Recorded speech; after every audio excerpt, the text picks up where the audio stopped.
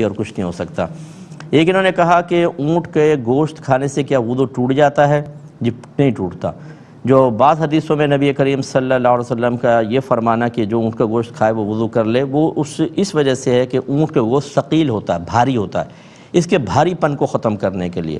ورنہ آپ مصنف ابن ابی شیبہ اٹھا کے پڑھیں، یہ حدیث کی کتاب ہے اور یہ امام بخاری کے بھی استاد ہیں، اور انہوں نے بہت سارے ایسے چیزیں لکھی ہیں، اس کے اندر آثار موجود ہیں۔ آثار کہتے ہیں جو صحابہ کرام کے اقوال ہوتے ہیں کہ حضرت علی نے اونٹ کھایا، وضو نہیں کیا، حضرت عمر نے اونٹ کھایا، وضو نہیں فرمایا، عبداللہ ابن عمر نے اونٹ کھایا، وضو نہیں فرمایا۔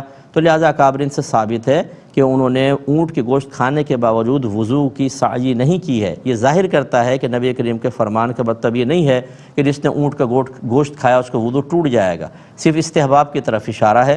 لہٰذا اونٹ کا گوشت کھانے کے بعد وضو نہیں ٹوٹتا، آپ اسی وضو سے نماز پڑھ سکتے ہیں۔ ایک بہن نے کہا اگر شوہر اپنی بیوی سے